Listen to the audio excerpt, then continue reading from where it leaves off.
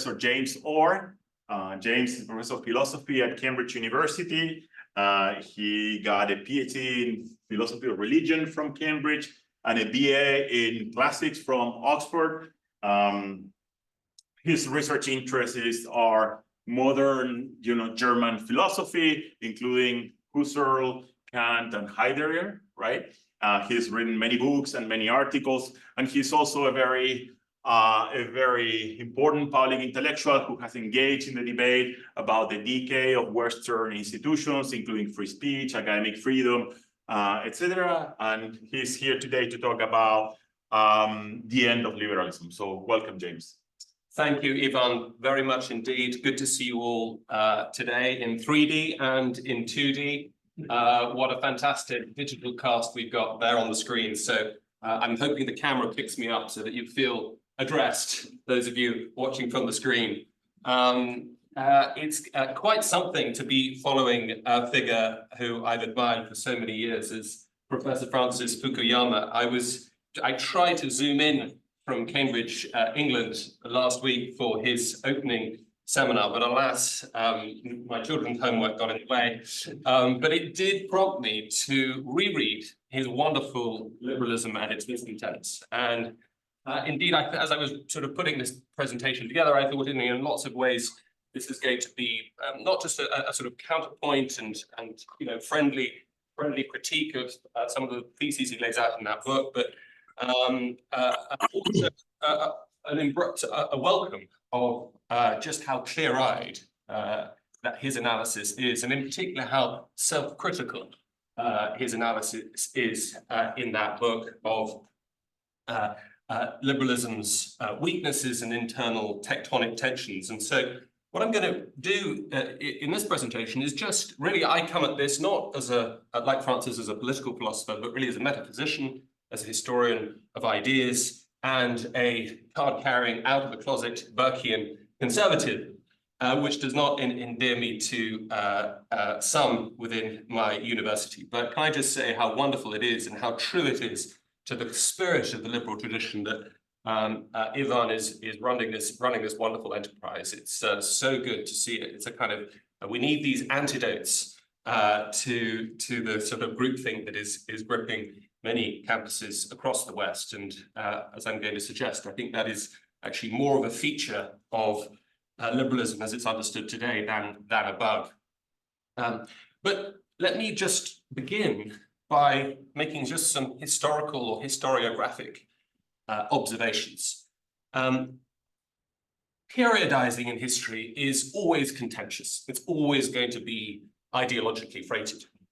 And I think one of the curious features of liberalism as it understands itself today is that it's often not attentive to the traditions from which, out of which it flourished in starting, say, in the 17th century.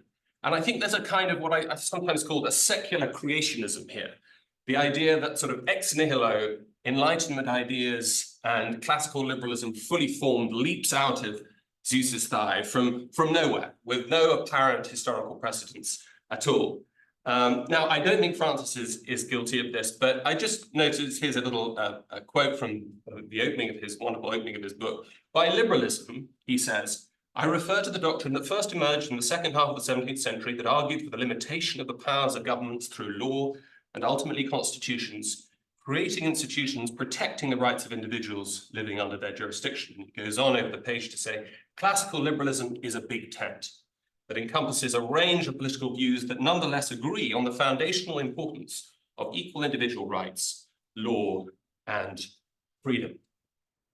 Now, it seems to me that all of the ingredients that Francis, I think, rightly sees as making up classical liberalism were with us long before the 17th century. It's really, I think, a question of emphasis than, as it were, de novo, the de novo introduction of new ideas and new themes. For although liberalism traces its origins to early modernity, many of its most enduring insights long predate the Enlightenment. The sovereignty of the self against coercion by church or state, confessional liberty, and the associated freedoms of expression and association are really creatures of of the Reformation. You might say that the early 16th century is a kind of proto-Enlightenment move that contains many of the seeds that would flourish within liberalism, early modern liberalism, 150, 200 years later. The right to property, the inalienability of natural rights, the equality of all before the law, checks and balances, so on and so forth, the principles of equity and trust. Each of these jewels in liberalism's crown had begun to be won centuries before its arrival on the scene. And I think in the sort of, with the kind of textbook approach that we see today, the periodizing is very freighted and question-based. So the three modern traditions are often referred to in quite in ways that really repudiate those traditions. So we think of the Dark Ages, of course. We think of the Middle Ages between the glory and the gleam of the Greco-Roman tradition, late antiquity, and then the rebirth of in the Renaissance. And of course, the word enlightenment itself, from Kant, the Aufklärung, this idea that before Kant, before Descartes, before Locke, Hobbes, and Rousseau, and so on, we were in a state of complete darkness. And then there's this sort of sudden eruption, this sudden moment of creation when these views start to articulate themselves. But in fact, each of these ideas was the outcome of a delicate dance between the myriad moving parts of, broadly speaking, England's emerging constitutional landscape, which was a complex and highly specific configuration of historical conditions that were uniquely conducive or highly conducive to liberalism's birth. So liberalism, at least in its Anglosphere varieties, marks not a rupture in the history of ideas, but the final fragile fruition of the social order that the first self-consciously, I would say, conservative thinkers took such pains to preserve and protect from the anarchic adulation of freedom that would have such catastrophic effects in continental Europe. I think once we start to understand that many of the critiques energizing liberalism, the critiques against liberalism, what energizes them is basically not a post-liberal approach. That is to say, liberalism is over, we've now got to start afresh. But in fact, appeals to pre-liberal instincts. The recognition, for example, of the value of limits, of finitude, of human fragility. I think what we see in particular emerging, if this would be a different kind of periodization, is not so much a shift from ignorance to enlightenment and freedom, but in fact, a shift from very metaphysical conceptions of freedom, equality, human dignity, and individualism to more morally inflected ones, and finally towards purely procedurally neutral political conceptions of the central doctrines of liberalism. What we see, for example, in the Judeo-Christian tradition, as well as to some extent in the Aristotelian and Platonic traditions, is freedom really as a state of the self. It is a condition of the self, which is, in a sense, effectively objective. We see at the end of Aristotle's Nicomachean Ethics that he says that the highest form of activity that human beings can participate in is contemplation of the good, a self-mastery, if you like. Within the Platonic tradition, freedom really involves the freedom to attune oneself to the orders and patterns of an immaterial reality. And analogously, you can see something happening within the Abrahamic monotheistic traditions. God is free. God is free not in the sense that he has a raw anarchic freedom to be able to choose whatever he wants to do, but simply free to be God's self, as it were. The question, can God sin, much debated in the Middle Ages, was answered with a resounding, no, he can't, but this isn't some kind of limitation on God's freedom. It's in fact what it means for God to be free, to be true to his nature as the source of ultimate good. So all of these different models, you might say, are metaphysical or ontological models. They are to do, as I said, with the state of the self, its condition, its attunement to the natural order. We see this in Stoicism, of course, with Cicero. You see it even among the Epicureans. The ultimate state of freedom for Epicurus is ataraxia, a sort of state of freedom from confusion, a kind of an at-oneness with the chaotic swerves, the chaotic atomic swerves of the Epicurean natural philosophy. And this is very, very different from the model that begins to emerge, I think, not in the Enlightenment, but in the late medieval period. Really, you might say that the seeds of liberalism are sown in a theological dispute that emerges in the 14th century. And I'm referring here, of course, to the shift from thinking of God in terms of mind and reason and goodness towards thinking of God more in terms of pure power. So we have the shift from what you might call an intellectualist conception of the divine, of God, as ordering the world, as providing a kind of blueprint for both natural reality and normative reality, towards a model that sees God's intentions as much more opaque. And we start to see the emergence with William of Ockham of doctrines of so-called conceptualism or nominalism, the idea that what arranges and organizes the natural world, attunement to which constituted true freedom in the classical traditions, is in fact what should be understood is really God acting in terms of pure power. God can do whatever he wants.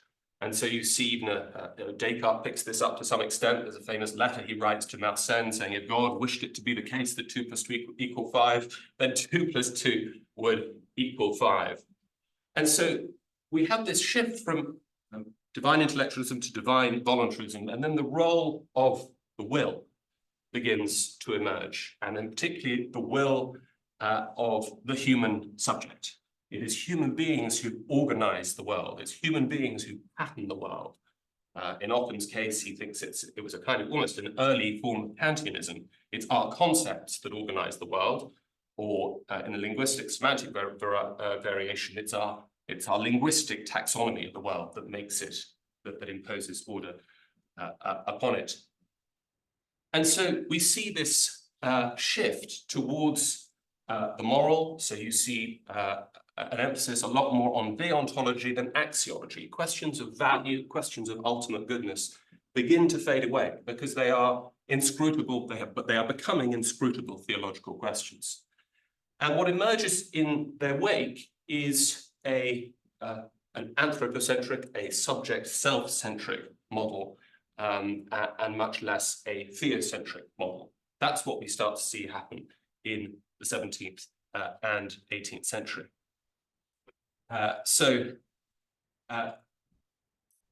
This, if you like, lays the groundwork for Kant's complete repudiation and rejection of metaphysically substantive claims about ultimate reality. It's a kind of profound skepticism that he introduces and substitutes it for the language of will and duty and rights. So that's the story about freedom, one of the two twin engines of liberalism. I take freedom to be the first engine and equality to be the second engine, the second guiding idea, the second organizing principle. And once again, we see conceptions of, we see this conception emerging as a kind of secularized or naturalized version of a moral impulse, a moral perspective on human beings that had been there from the beginning, as Larry Siedentop and others have argued in Inventing the Individual. You see in the New Testament a great stress on the importance of individual freedom, freedom of conscience, and so on, and a stress on the inalienable dignity of the human person, regardless of social class or background.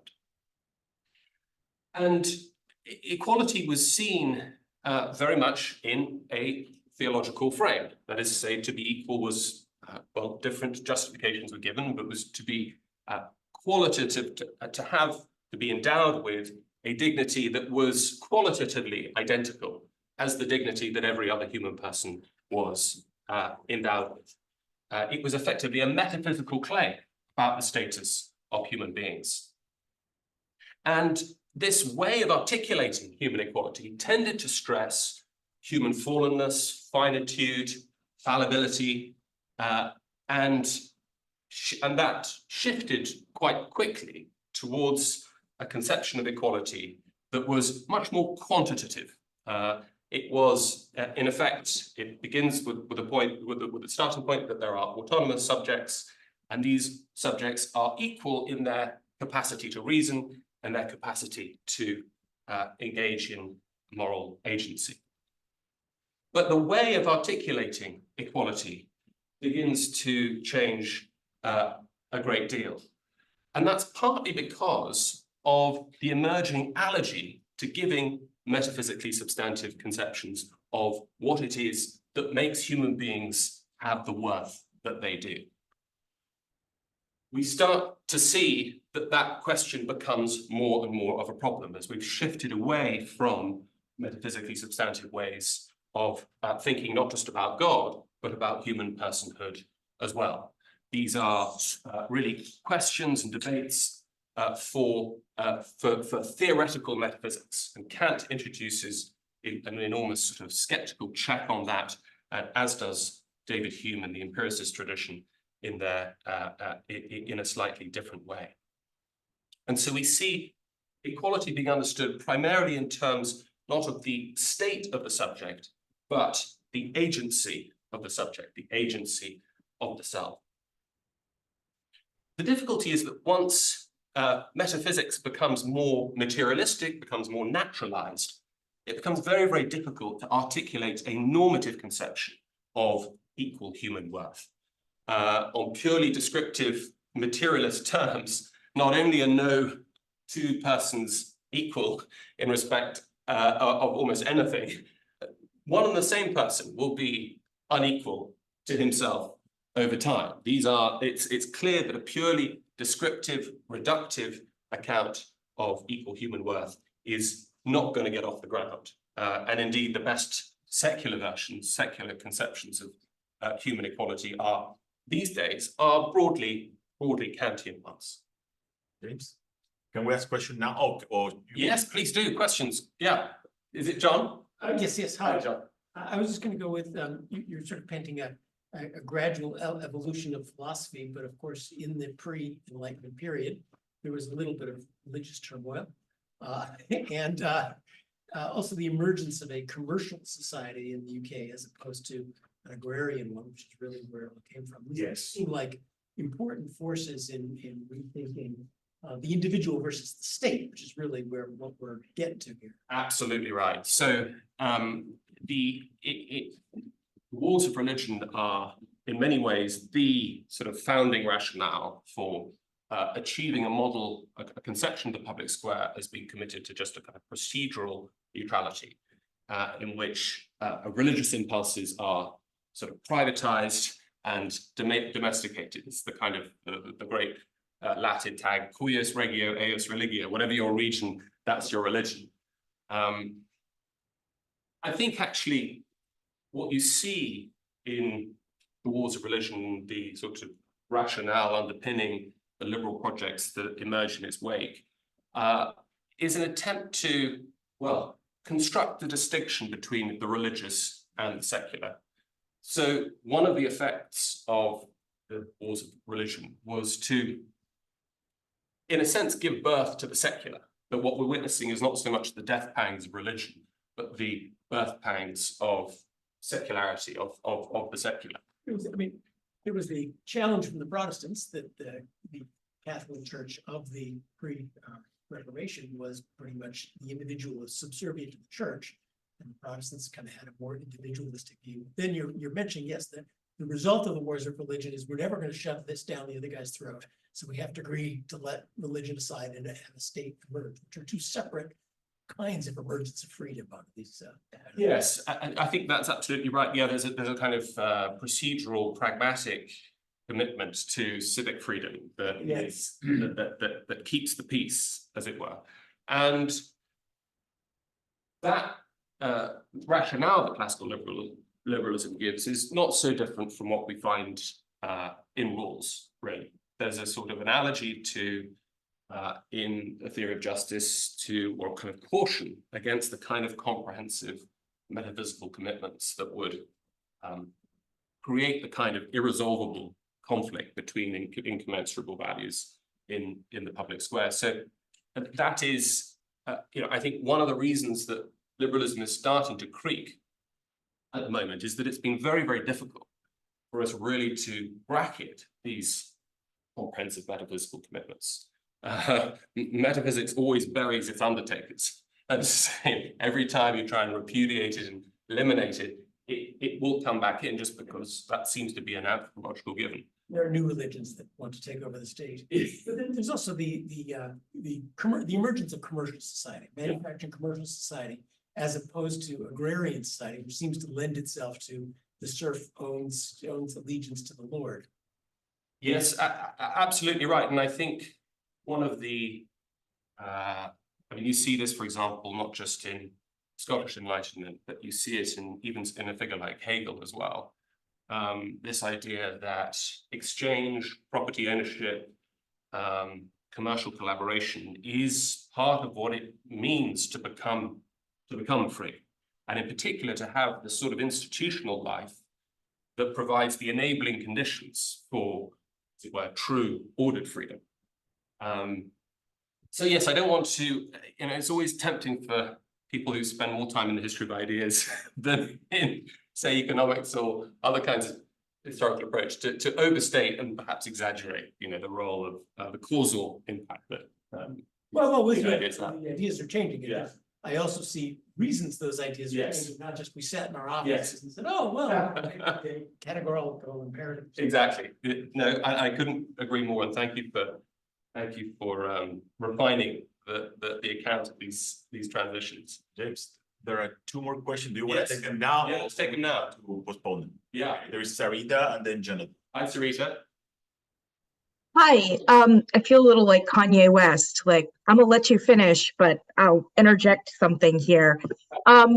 So I don't want to jump the gun, but it does seem as though this long wind up that you've got here, what you're winding up to is the idea or the claim that liberalism does not have the moral resources to be able to maintain itself sustainably as a human worldview, essentially. So it seems as though you are reducing liberalism. You've mentioned materialism, you've mentioned rationalism, perhaps not in words, but that seems to be the specter.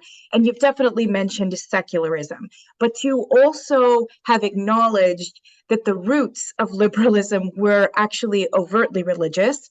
And I think that's what many one interlocutor has suggested to you, that this actually started out as a religious conflict. And it's really only been extremely recently that liberalism has been articulated in a way that is somehow amoral or neutral to morality or neutral to religion.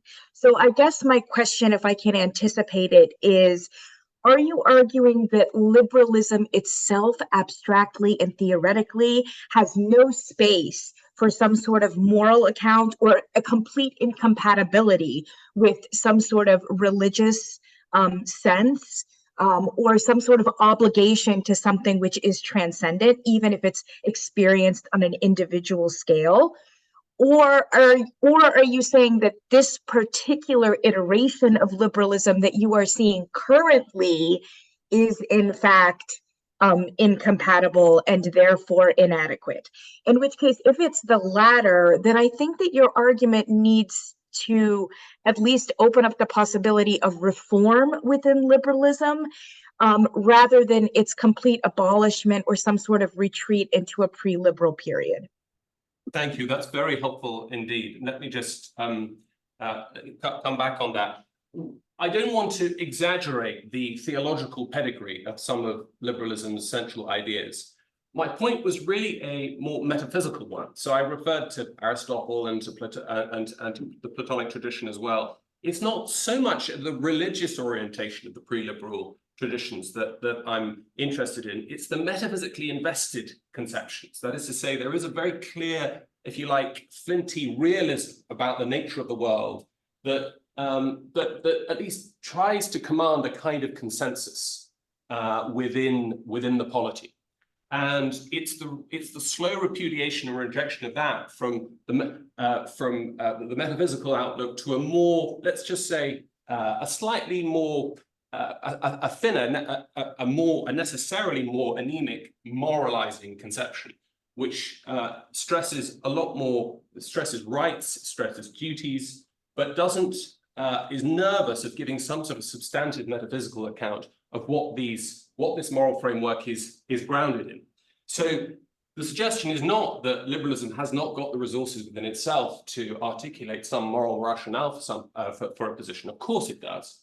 The worry is that it doesn't have the kind of solid grounding in a metaphysical underpinning, if you like, substructure that can give it the resilience that it needs to have. I mean, to the extent that it does have one, I think, as we've seen a shift from a more kind of procedural, more procedural expressions of liberalism to more programmatic, self-consciously, francophone-style laïcité forms of secularity. There, you really do see sometimes quite clearly appeals to reductive, materialistic, naturalistic conceptions of human beings. And so there's always within this, there's this tension within humanism itself, and liberal humanism, between the elevation of the dignity of the human person, but shorn of its messy theological hinterlands. And on the other, this sort of emerging highly scientistic conception of human beings in the wake of Darwin. So and there's some very interesting work going on in analytic philosophy on so-called debunking arguments. That it does seem to be the case that evolutionary psychology, neo-Darwinian theory is, as it were, is strictly incompatible with any kind of realist moral outlook or any metaphysically substantive outlook on the world. So these are just they're observations, if you like, of the transition. But it's very, very helpful. Thank you for the question, Sarita. Yes, much thank you. appreciated. Was there another? I don't want to keep going. I want you to finish. So we've discussed freedom and equality, and there's some other ideas with certain kind of, I think, theological fingerprints. One is what Kenneth McNogue has called salvationism. So there is within liberalism this laudable and morally impressive emancipatory momentum.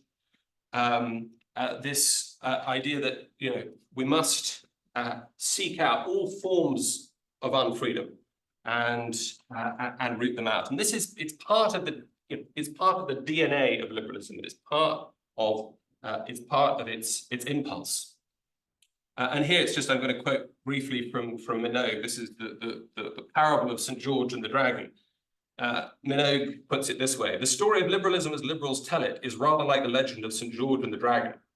After many centuries of hopelessness and superstition, St. George, in the guise of rationality, appeared in the world somewhere around the 17th century. The first dragons upon whom he turned his lance were those of despotic kingship and religious intolerance. These battles won, he rested a time until such questions as slavery or prison conditions or the state of the poor began to command his attention. During the 19th century, his lance was never still, prodding this way and that against the inert scaliness of privilege, vested interest, or patrician insolence. But unlike St. George, he did not know when to retire. The more he succeeded, the more he became bewitched with the thought of a world free of dragons. And the less capable he became of ever returning to private life. He needed his dragons. He could only live by fighting for causes: the people, the poor, the exploited, the oppressed, the underprivileged, and the undeveloped. As an aging warrior, he grew breathless in his pursuit of smaller and smaller dragons, for the big dragons were harder to come by.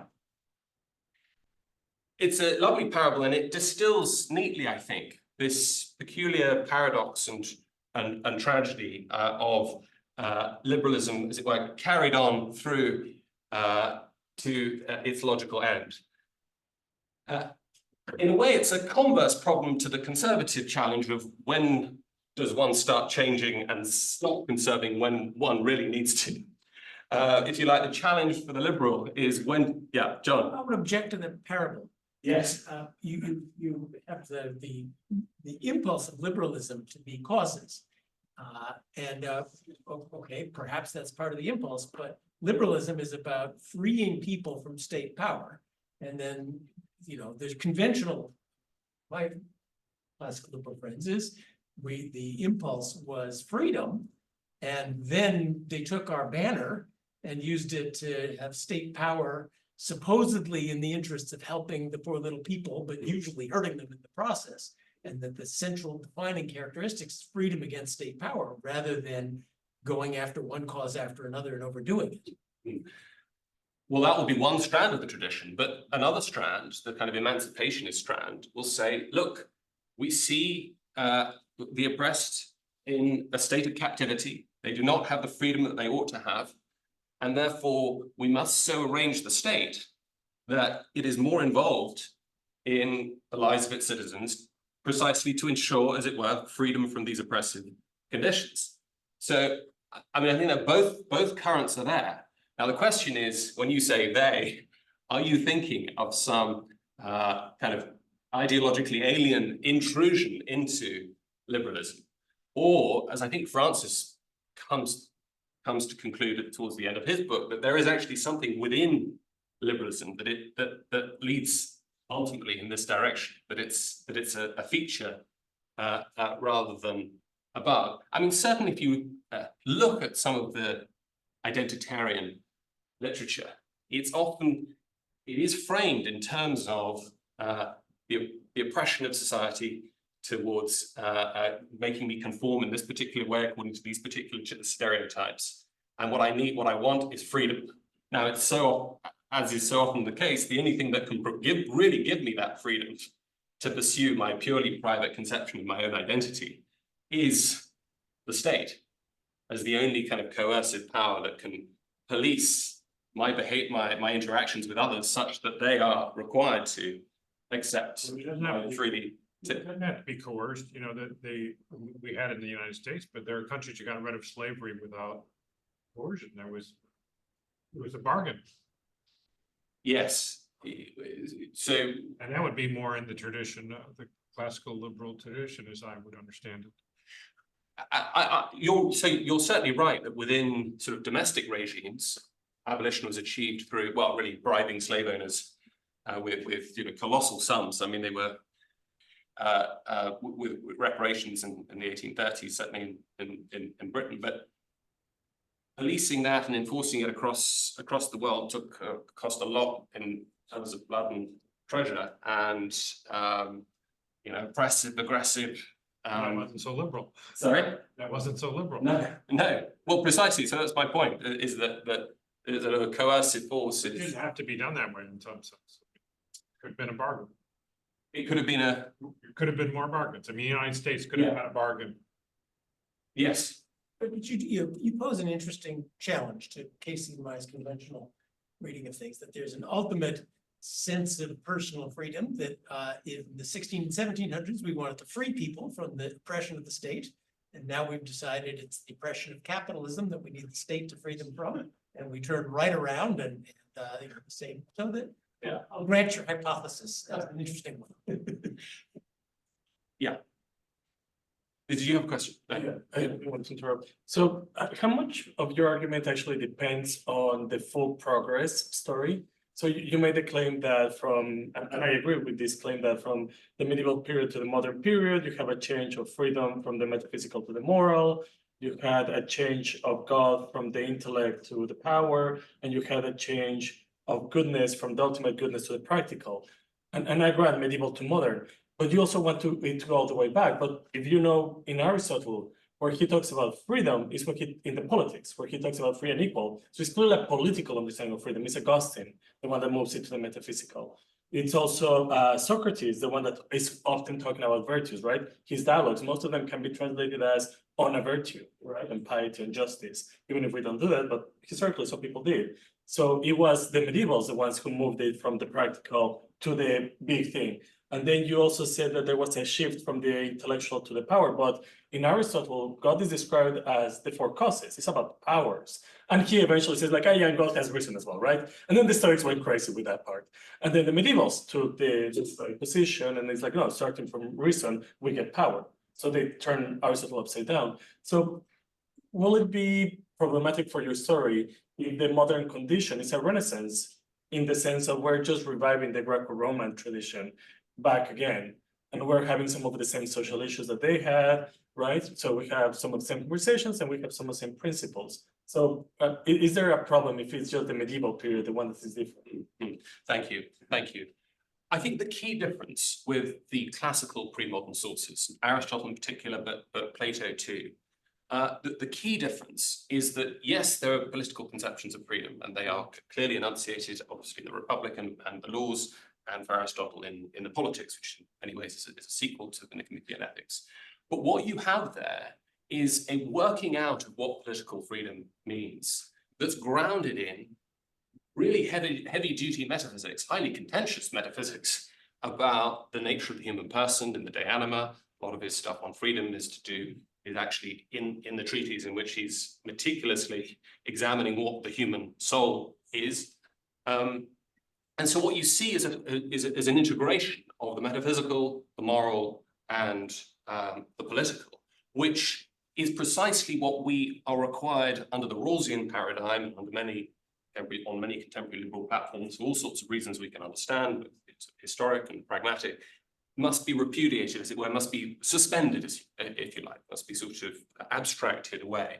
And that we can really only appeal to public reasons, public justifications in ways that are that make no appeal at all, not just to any confessional religious claims, but to any metaphysically substantive conception of what the good consists in for all, not just the right, but the good as well. And this is hardly a new criticism that Michael Sandel and many others have made it in the wake of Rawls. Yes. You're making it new, right? Because you're saying that philosophical anthropology, so the anima, right? What is the soul, is a kind of metaphysics in a way that Aristotle will be horrified by. As long as, so yeah, I could agree with Rawls. I could be both an Aristotelian and a Rawlsian by saying like, yeah, of course, we shouldn't be talking about metaphysics. Let's just talk about philosophical anthropology, and then we're fine. Well, yeah, okay, maybe we have to disagree. I mean, I take Rawls to include within his phrase comprehensive metaphysical commitments contested conceptions of what human beings are. An Aristotelian conception would be pretty contentious. One that human beings are made in the image of God, or some sort of theological story there would also be contentious. We have to so conduct ourselves so that as a purely procedural matter, we are, if you like, just sort of blank, autonomous selves with purely, publicly justifiable reasons for acting and deliberating. But yes, I mean, maybe what I'm being too surgical and neat there. As I said, metaphysics always buries its undertakers. There is no sort of metaphysics free, and there's no position within political philosophy or moral philosophy that isn't freighted with contentious metaphysical assumptions. Yes, I mean, you mentioned rather early in your presentation a really sort of intriguing point that perhaps sort of contemporary critics of liberalism are sort of looking back to sort of a pre-modern, pre-anthroposophic world, a sort of a critique that looks back and tries to overcome some of these metaphysical difficulties with kind of autonomous individualism by sort of looking to the sort of more collective, more organic. Is that, did I get that right? Is that sort of a theme that you're interested in? Yes, absolutely. So if anyone's ever tried to get an answer to the question, what is post-liberalism, that can be stated in 2 or 3 sentences, I'd like to know. It's a very, very popular label, and it seems to gather within it a huge range of positions that are just completely incompatible. The only thing that seems to sort of stitch them all together is a sense that liberalism isn't working out. But another thread that stitches them together is regular appeals to, say, pre-liberal ideas. You see this particularly with Patrick Deneen's book from 2017. You know, he is explicitly invoking a kind of Aristotelian Thomist paradigm. Or Adrian Vermeule, he's invoking this sort of Catholic integralist 13th century model of Erastianism, of the way in which the church can really operate. So not Erastianism, the opposite of Erastianism, the way in which the church can influence, the Catholic Church can influence and shape the polity. But you also see it in the sort of slightly darker corners of the right. This sort of these neo-vitalist traditions that are beginning to emerge that, yes, invoke Nietzsche an awful lot, but also are self-consciously classicist, you know, writing about Homer, they're writing about utilities, they're taking these figures very seriously. And so this is what's so interesting about the sort of post-liberal landscape. It's not sort of, you know, brand, you know, new ideologies that have emerged there in the 20th century, but they are consciously appealing to pre-liberal sources too. I think of also the perennialists. Perennialism is sort of making a comeback. Roughly speaking, it's a sort of fairly esoteric tradition, but the rough idea is that there are these eternal metaphysical truths that are instantiated in various ways through different moral traditions. But it's a kind of traditionalist response to what's seen as the failings of liberalism. So we've talked about freedom, we've talked about... Isn't that nearly inevitable? You have liberalism and there's things before that. Yes. Then what comes after? Well, it's fairly natural that we might go, rather than inventing something new, which is like hard. Yeah. I go back to and grab something off the shelf, or maybe I mix two things that are already on the shelf. Yes, thank you. Yeah, so I think the difference is that typically, so the last 200 years, the responses to liberalism, the kind of course corrections, has come from a kind of conservatism that understands itself, as Roger Scruton understood it, for example, as a hesitation within liberalism. The idea here is that conservatism is a kind of, it sort of emerges very quickly within, as it were, within the liberal revolution. It's a sort of, you know, let's stick to the speed limit and let's make sure we conserve this, conserve that, but basically content with the direction of travel. I think what you're seeing now, as it were, on the new right is a sort of is a rejection of that. That this idea that conservatism is not, in fact, a sort of a twin separated at birth from liberalism in the 17th century, but in fact is a tradition that self-consciously draws on pre-modern sources. And I think that's definitely I mean, I take your point, but that's definitely a development that I've seen occur, I mean, you know, quite recently, really, in the last 5 to 10 years. So it's a kind of a rejection of the kind of classic conservative communitarian expressions of conservatism that's something that's new. So I understood the words differently. Maybe where you're getting to, but you're never going to get there anyway, the way we're doing. So that in the 19th century view, I understood liberal meant free marketer, limited state, individual autonomy. Conservative meant conserve traditions, conserve aristocracy, with very much sort of a noblesse oblige. Well, the poor little peasants are not very good at handling things. We must help them by us, the elite, taking over them. Which what was then conservative is to me very much an animating force within what people who used to call themselves liberal now call themselves progressive. Strikes me they are the 19th century conservatives. We are the elite, the educated, the poor little dummies can't take care of themselves. We must have political power to do things on their behalf. The national conservatives seem to me more like from some darker traditions of state control of economic activity, but nothing having to do with previous conservative tradition or really the religious authoritarian position that came beforehand?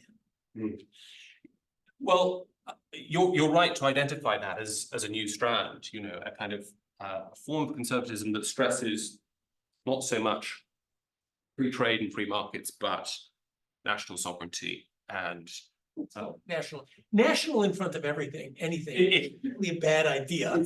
it's yes, exactly. It is the, as it were, the other N word we must never use. One has to tread very gingerly, but I think it's certainly true to say that conservatism now is much more easily understood as on the axiom, on the axis of open versus closed, being on the more sort of closed end, as opposed to the traditional kind of 20th century left-right axis, sort of state involvement. Yeah, And you described well William F. Buckley conservatism. yes, Just, put the brakes on a little bit, Yes. Social Security, but not so fast. exactly. But the words came from a 19th century tradition, which I don't know if I got wrong, and it strikes me that we kind of reversed those words in Who's Who right now. Yes, I think that's fair. Part of the suspicion, though, is certainly for the conservative tradition, is that liberalism has the kind of universalizing impulses that that effectively dissolve the kind of the bonds of belonging, family, kin, community, nationhood, city-state, whatever it might be.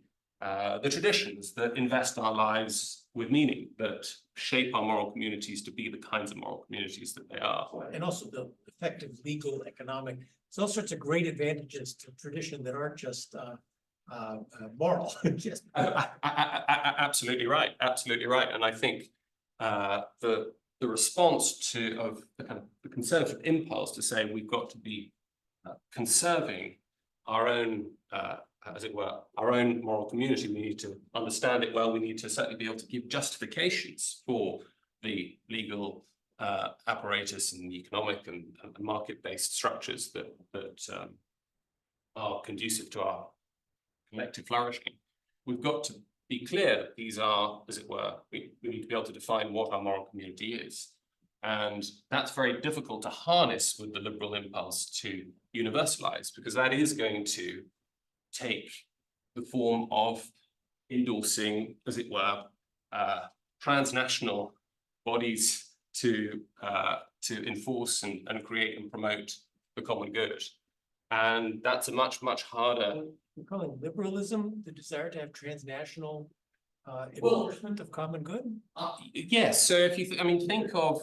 Let's go back to our previous discussion. Well, it may well be, but think of certain, iconic moments in the history of liberalism. And I think the League of Nations didn't work out so well, but the United Nations Declaration of Human Rights is, as it were, it is a document that distills a kind of the liberal outlook, the kind of the liberal procedural solutions that can, as it were, justify and help us to pursue a collective global common good.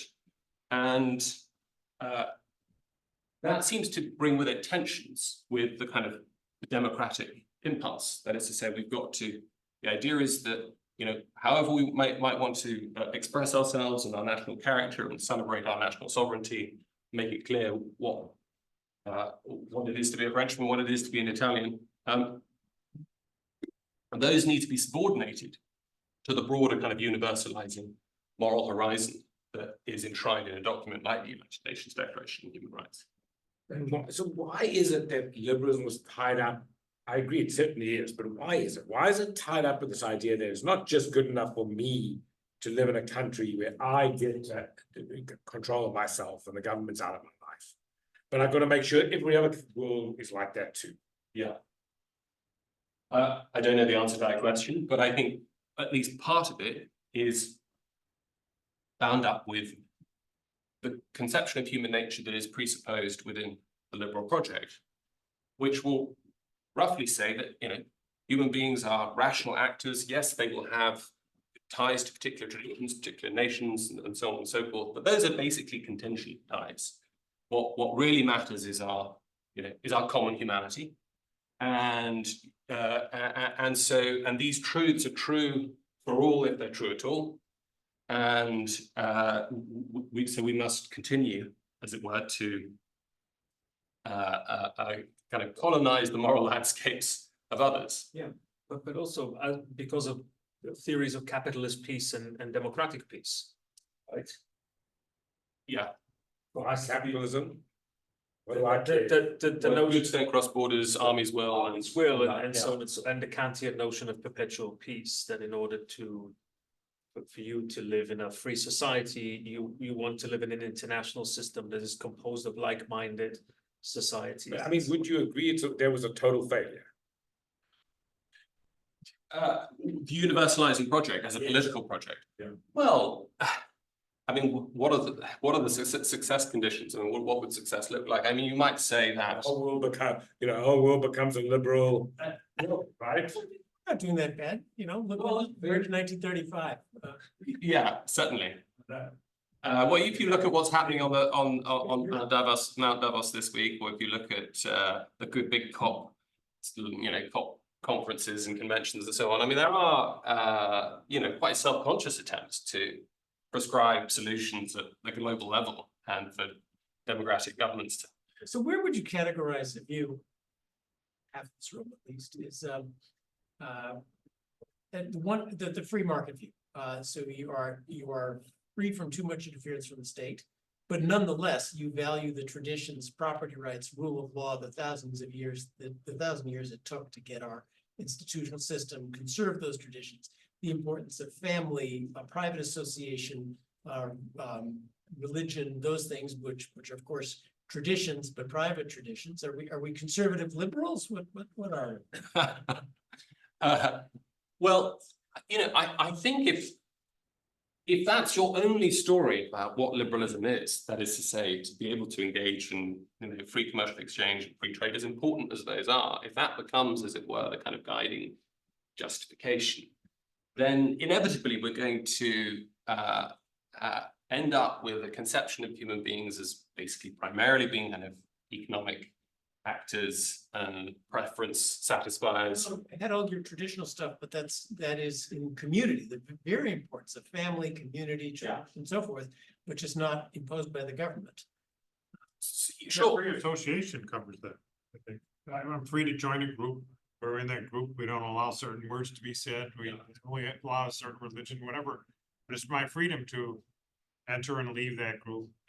But in your philosophy of a good society, those institutions are very important. So Sure. Being a free marketer doesn't mean you burn everything up and start over every generation. That institutions and traditions encode a lot of wisdom about how to run a happy society. Feel free to take time to finish your argument if you want. Yeah. Then we can go back to questions. Just Right, how long have I got? I'll keep an eye on the clock. I mean, look, just on. Okay, I will shut up.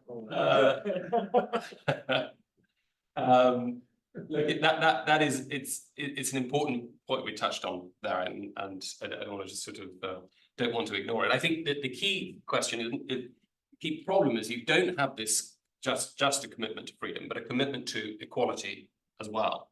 And so as soon as you're introducing, even outside the purview of the state, forms of association, clubs, guilds, the kind of civic life, you are appealing to entry criteria. You are, as it were, involved in the business of discriminating and of allowing kind of forms of associational life to emerge that are inevitably going to bring in their wake inequalities and undermine that sort of second great sort of commitment of liberalism to absolute human worth. So now I'm being slightly thrown off here. So yeah, and I've talked here a little, going back to Aristotle, who we talked about earlier, that Aristotle gets it absolutely right, it seems to me, at the beginning of his Politics. He says, it belongs to our nature as a species that we can flourish only in the context of a political community made up of these kind of concentric circles of constraints and affection and political loyalty and personal loyalty, from household oikos to neighborhood to state. And he's got this sort of amazing vision of these complex matrices of human relations, and recognizes that the sort of full freedom of the human person, of formation and flourishing of human persons, require this kind of hierarchical organic structure. That it's those structures are the enabling conditions of authentic freedom. And yet, at various moments, and I would say this is true of kind of post-2016 debates over liberalism, there is this resistance to hierarchy as being completely incompatible with the pursuit of equality and freedom as the ultimate good. What sets liberalism apart from its rivals, to quote a philosopher I was arguing about this with recently, is to say that hierarchical authoritarians make the possession of power itself the top political value. But obviously, power in itself is not a bad thing. The possession of power is the enabling condition for organizing any society, including the liberal social order that makes it possible to elevate freedom as the highest value at all. Very few ideologies, however morally bankrupt they might be, seek power simply for the sake of it. And so liberalism isn't uniquely immune to kind of tyrannical impulse of the ideological outlooks it defines itself against. Liberalism also, of course, requires government's universal compulsive power to achieve its ends. And the challenge is that liberalism's aim of securing the absolute liberty of all, especially of those individuals and groups whose free choices disrupt their society's inherited norms and self-understanding, can and does give rise to authoritarian constraints that are much harder to escape. This is because liberalism pretends to achieve freedom from all constraints, including those necessary for securing a functional common life. And because it pretends to operate on the basis of a strictly neutral appraisal of the good, even though it rests on highly contentious presumptions about the good and about human nature, including the claim that freedom is always and everywhere the highest good that every human being can aim for. So just to bring things into land, just looking at the clock here, one strategy to retreat from, or to sort of one antidote, you might say, to some of the excesses of liberalism and its neoliberal or progressive guises, is to go back towards, as it were, the uplands of classical liberalism, and to sort of recover its originating impulses. My sense is that that's going to be a very difficult project to deliver the goods, if you like. Liberalism is oriented by definition towards a horizon of emancipation from any and every unchosen bond, including, in the case of transgender ideology, emancipation from the limits of one's very embodiment.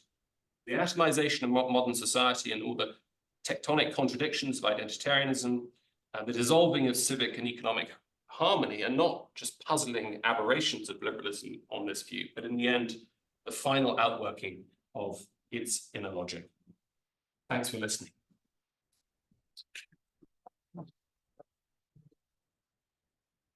Thank you very much, James. Marianne Tupi has a question. Feel free to ask your question, Marianne. Hi, James. It was great to see you in London. We met there at ARC. My question has to do with the limits on the, as you put it, the liberalizing tendencies of, equalizing tendencies of liberalism.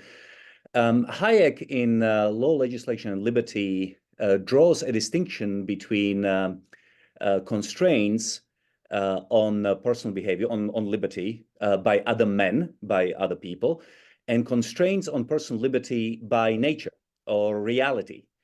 And I wonder if that nature or reality cannot be seen as a limiting factor on this on liberalism. A perfect example, you mentioned trans. Trans people under this Hayekian understanding of liberalism should be allowed, adults should be allowed to present any way they want, but they cannot impose by because of reality or nature, they cannot impose their preferences on other people. For example, they cannot force you to call them by their preferred pronoun. So in other words, I wonder if the hierarchy and distinction between constraints by man and nature isn't the limit. Under classical liberalism, you can present any way they want, but you cannot ask me or you cannot force me to call you by a pronoun of your choice. That would be my question. Thank you.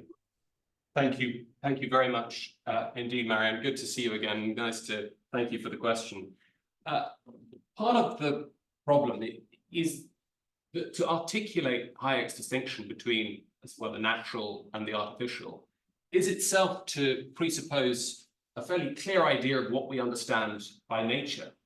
One of the interesting features of existentialism as it emerges in France in the wake of the Second World War is this repudiation of nature or essence as some sort of stable metaphysical category, including, as we see develop in the post-structuralists of the 1960s, any sense that there are stable essences, stable natures that can help us to classify what it is to be a human being. What is therefore what's normative for a thing, as Aristotle argues, is what's in the nature of a thing, what its essence is. But that's talk of nature, natures of something, of essences, is precisely what's been thrown out the window by this a kind of deep philosophical skepticism and relativism that is, part and parcel of the valorizing of the individual subject, of the pure, free, the pure self, free to choose whatever conception of reality I wish to take on, and including my very own identity. And yeah. So the hierarchy and distinction would presume a universal acknowledgement of what reality is, what nature is, which we don't have. Now, I would argue that classical liberalism, in that sense, is being destroyed by postmodernism rather than being destroyed from within by classical liberal tradition. But I get your point. We don't have an agreement on the nature of reality, then that's a factor. Thank you. Thank you, Marian. It's a fair point. I'd simply add to that the context in which the post-structuralists emerge is one where the idea that there's some kind of committed, that there's some sort of widespread commitment to a particular conception of the good that is more than simply subjectively chosen is highly contentious. So, as it were, you could say that political liberalism, in opening up this procedurally neutral public square, provides the kind of the seeds, the enabling conditions of post-structuralism. May I just one quick comment, one quick question. So isn't this really a distinction between, or rather departure from the Enlightenment, which believed in the possibility which believed in reality, and then Romanticism and subsequent movements which really depart from the belief in objective reality?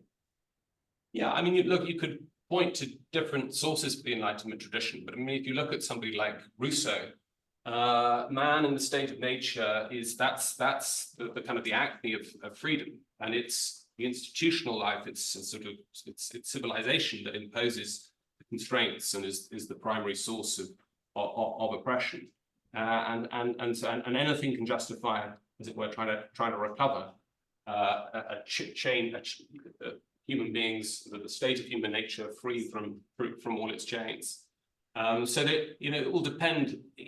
I mean, I take your point. It all depends a lot on which Enlightenment we're following. I mean, I think the French Enlightenment is a lot more, a lot more skeptical and prizes the kind of the construction of the sense of self a lot more than, say, the Neapolitan or Scottish Enlightenments. Thank you. Frank and Dorian. James, if I may, I'm sorry I'm not there in person. I don't really I really did not hear anything you said that I considered a criticism of things that I had written previously. You know, the point you started out with is one that I have assumed for many years, that liberalism comes out of many pre-liberal traditions, particularly a Judeo-Christian tradition. So the equal dignity of all people, you know, is really in the book of Genesis in a certain way. Or you think about Paul's statement in Galatians, there is neither Jew nor Gentile, slave nor free, male nor female, but all are one in Jesus Christ. I mean, if that's not a call for human universalism way before liberalism, I don't know what is. As far as I'm concerned, it seems to me the cutting edge of the problem we have right now is what you described as the freeing of the idea of freedom from any kind of substantive, I mean, you could call it metaphysical. I would say it's actually really any substantive view of human nature or of, you know, human goods that would give priority to certain ones or the others. And, you know, my preference has always been for, you know, a more communitarian understanding of what liberty is. It's not freedom from any kind of system of moral constraints. It's the freedom to choose, you know, the particular set of moral constraints that that you want, which is the classical American understanding of freedom of religion. You don't want to be free from religion, but you want to be free to accept, you know, a religious tradition. And the question then becomes a kind of pragmatic one. Can you actually go back to that understanding? Or are we stuck in this view that there really is no higher substantive moral point of view that can be, you know, seen as higher than another? And just as an empirical observation, you know, that kind of view exists at the fringes. It exists, you know, in postmodernism, in universities, and a lot of elite circles. But most ordinary people don't believe that. They actually believe that, you know, we do have these substantive inherited moral commitments, that we're not simply subject to human will. You know, you're actually seeing a little bit of this now in the kind of backlash against transgenderism, that there actually is human biology underlying, you know, gender ID, and you know, the society is not simply going to accept this idea that that's simply you know, subject to human autonomy. So I guess that's, have to turn this into a question. What do you think about that? I mean, is that form of an older, what I would regard as an older understanding of classical liberalism, something that you think is a realistic project? Thank you, Frank, very much indeed. Again, if the liberal runs the risk of a kind of utopianism, conservatives, I think, often run the risk of a golden ageism, you know, a kind of retrospective, you know, a nostalgia for the past and for kind of forms of community that we can just sort of bring back or nurture again. I share your skepticism, and I know it's a skepticism you express in your book, that's going to be possible. The genie is out of the bottle. Liberalism operates, I think, by a kind of ratchet effect. Freedom once given is very, very difficult to take back, and it makes it easier for liberalism than some other ideologies to lock in its gains. But of course, I mean, you appeal to the communitarian sort of stabilizing counterpoint. But I suppose, you know, typically liberalism and communitarianism, at least in the textbooks, if you believe the textbooks, will treat those as being in tension in some way. And I take it that's because the communitarian just is going to make certain normative judgments about what kind of moral community we are, what kind of character we have as a people. And inevitably that will involve a focus on the contingent, on our particular narratives, on our particular nation's history. And inevitably, I think it will also have to be more tolerant than maybe a purer form of liberalism is going to be, of hierarchies, of certain structures, the structures in society that just are going to limit, that are going to seem coercive, that are going to it's as if, you know, the needs of the community are always going to be to some extent in tension with the free autonomous self conceived on the classical liberal model.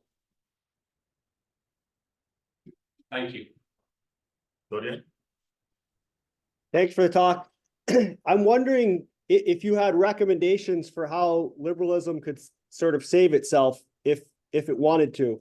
And one thought I had is the word humility might be an important word for liberalism to adopt and try to live out. And so, for example, like there seems to be a self-deification that's gone on in the modern liberal project. So traditionally, God speaks things into being, but now I'm a man and I can speak myself into a woman. And so that seems to be a lack of humility. And then similarly, this idea of freedom transforming from your ability to do to pursue what's good without being imposed, without imposition by other people, to your ability to just do whatever you want. In both cases, it seems like a lack of humility. So I'm wondering what you think about the idea of that word and whether it could help to save the liberal project.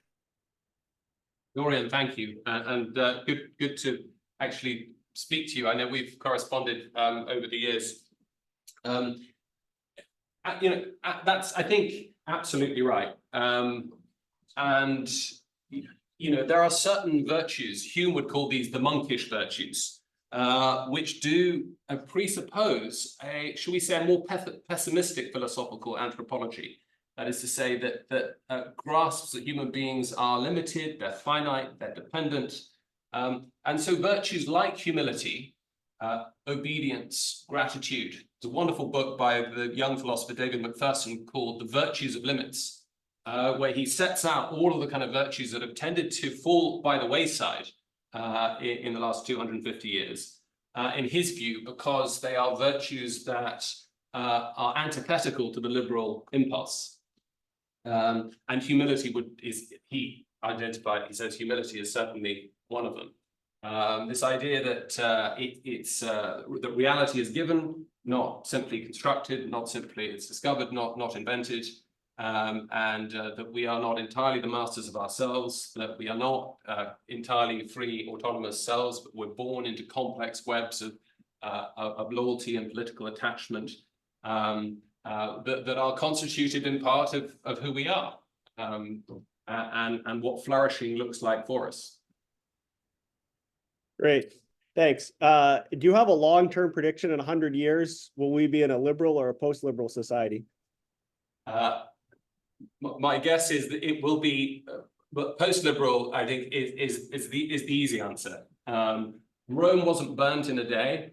And I think Francis is right in his book to lay out all of the times in which liberals' demise has been reported and hugely exaggerated. So, you know, I think a lot of the post-liberals today have been hasty in reporting the demise of liberalism. I still think it's got a lot in the tank.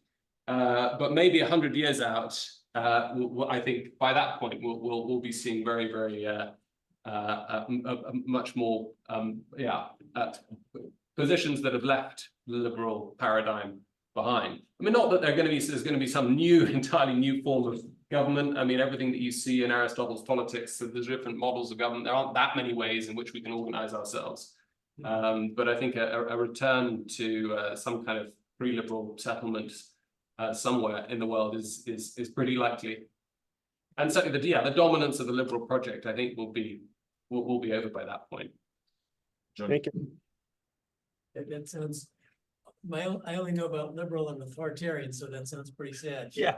But I wanted to go back to, you said there was kind of a natural progression to equality, which is part of the liberal project, which I also wanted to question. Certainly, there's a difference between equality before the law and equality of outcome, which is now called equity, especially in our bureaucratic offices. And you seem to think of those as natural, but actually I think there's a big difference.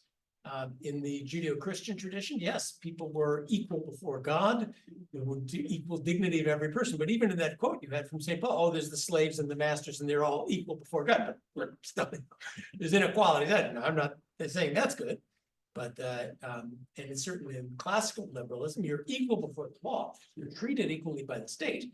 But if some of you work harder and get rich, and some of you don't, that's just fine. You seem to be then taking a natural step towards the redistributionist impulse that wants to, again, take state power in order to give equality of outcome as opposed to equality of opportunity, treatment. So, Yeah. Well, there are two traditions that I think are in a degree of tension. So the classical conception of freedom might be a kind of self-ownership. So within Athens, it's isagoria, it's your equal access to the agora, equal access to participation in civic life, or isonomia, equality before the law, procedural forms of equality.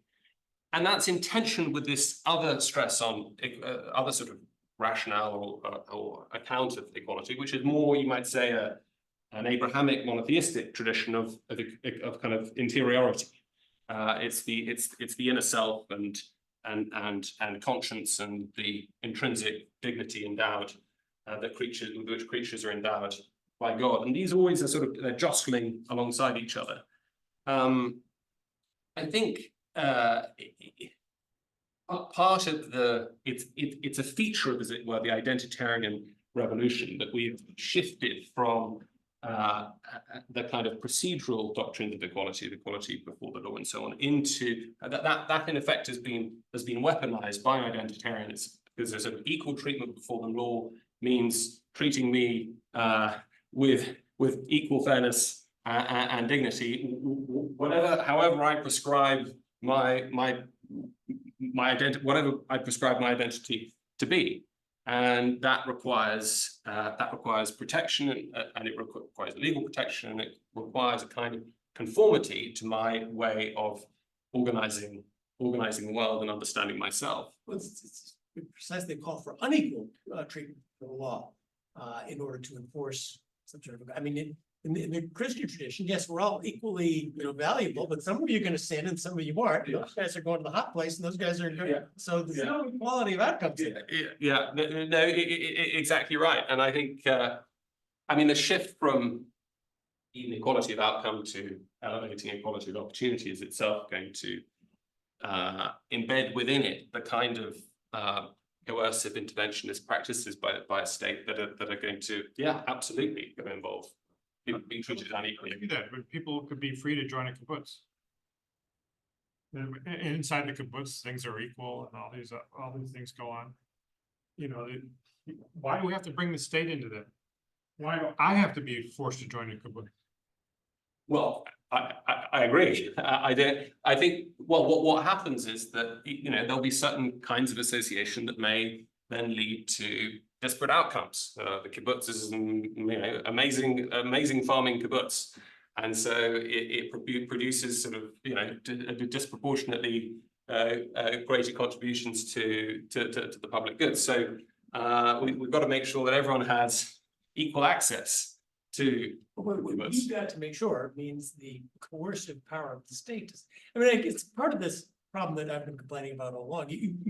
There are different versions, but you're sort of saying the liberal project started with the Enlightenment naturally leads to the use of state power to generate some sort of equal outcomes, especially within certain kinds of groups. And that's, I guess, where we're complaining. Well, the project was one of freeing you from state and the power of the religious establishment to force things. And after that, liberalism's kind of done. I think with that, it's wedded to a very muscular commitment to human equality, to equal human worth. So to what extent is the end of liberalism got to do with our understanding of genetics? The fact is, we're not equal. The gene, and we're just not equal, right? And therefore, some people, forget about it, how rich they were born. You and I were incredibly lucky, We were born intelligent, and that's why we're sitting here rich, But- right? And so, and that was almost inevitable. That's It's not our hard work. That's an easy one, because unequal genetic endowment does not mean inequality before the law. You can say. Yeah, no, but we're talking about. Government treats you equally. No, no, that, you know, that- That's different. What I'm saying is, if you then admit that human beings are not actually equal, then you might have a role of government to say, well, behind the veil of ignorance, you might very well say, no, we would like the government to step in and help people out. We don't know how we're going to get bored. And I'm asking, to what extent is that notion causing the end of liberalism? I think there's a lot to that. I described earlier that shift from a qualitative conception of equal human worth, right? Whether it's theologically framed or whether it's done in a more sort of secular classical way. Now, it's very difficult for us to understand equality in those terms. Much easier to understand it in terms of really quantitative or legal or kind of countable, clear empirically available standards, criteria for commensurability. And in losing the metaphysics and losing the philosophy, it's much harder to say that, look, it doesn't matter. This is Paul's impulse that John referred to earlier. It doesn't matter what inequalities there might be, socially and economically. There is, as it were, underlying that, there is an absolute human equality that, as it were, is not material, it's not measurable. And that's an advantage of the pre-modern conception of equality. It's going to be compatible with certain forms of hierarchy that emerge through the associational life of the community. I mean, I just think it's too naive to say, oh, everybody, we're all going to give everybody equal opportunity. We're going to give them equal thing. It's just too naive. Because the problem is we don't have equal opportunity. Yeah, right. Yeah, but if you think that a recognition, recognition of human equality does not depend upon there being exactly equal opportunities given socioeconomic opportunities granted to all citizens, and that's not a problem. But it's hard for a metaphysically kind of agnostic liberal outlook to make that distinction. It's also a question, what is, we keep saying ought to be, there's this passive voice game. Yeah. What is the institution Yeah. to do that? Is that the institution of the community, of the private association, or is that the institution of the federal government that's come in and right every wrong? Yeah, as my point on the equity part, it's actually not equality of outcome individually. It's equality of outcome between groups, normally race, gender. And I think the argument that is being defended there is one of them given by a famous Marxist, Cohen, which is, why do we actually prefer certain sports over others? Why do we prefer certain abilities over others? There is something arbitrarily, Rousseau made the same argument. There's something arbitrarily that we prefer people who can bounce a ball into a hoop versus people who can use their waist to hit it in another place, like the Aztecs did, right? There's some arbitrariness this. So if you can force equality of outcome at the group level, then the objective is you will be forcing away some of those arbitrary differences. So why do we prefer certain abilities that can be correlated with certain groups versus other abilities that don't have, even if both of them are physically and just as arbitrary, like hitting a ball one way rather than another. So I think that's I think the argument's a little bit stronger than merely individual equality of outcome, therefore we have no choice. I think that there is some deeper. That first assumption, I think, is just wrong. Which one? It's not arbitrary. No, because, so for example, basketball, and the Aztecs had a ball game, which you hit it with your waist. And I could be the best person at waist, I don't remember what it's called, but like at waist ball, you had to hit it really high up, I had to go in a tiny hole. I could be the best one, but the fact that our society doesn't pay people to play. I don't think it's arbitrary. Well, I think bouncing a ball into a hoop I think is people not. prefer, I don't know why. Yeah, but they're not an arbitrary. No, it's a social thing. That's the. There might be forms of arbitrariness. I mean, if you're born with an incredibly high IQ but a very weak, feeble physical frame in late 13th century England, You know, it's kind of arbitrary that you will probably end up, you know, towards the bottom of the hierarchy. And as the big guy, is the big blacksmith who's, you know, a little bit dim, but, you know, strong. You can, you know, respond to, as it were, the arbitrarily distributed environmental conditions that are conducive to flourishing. Whereas, you know, born high IQ but a weak, feeble frame in Silicon Valley, you've got, you know, chances in a knowledge economy, you've got chances of kind of rising to the top of the pile. So there's kind of an arbitrariness there to one sort of circumstances. Born within the. What I was saying is, what I meant by not arbitrary is basketball is popular because the people who design basketball respond to the market to find out what the hell made basketball popular. The Aztecs didn't do that. Yeah, fair point.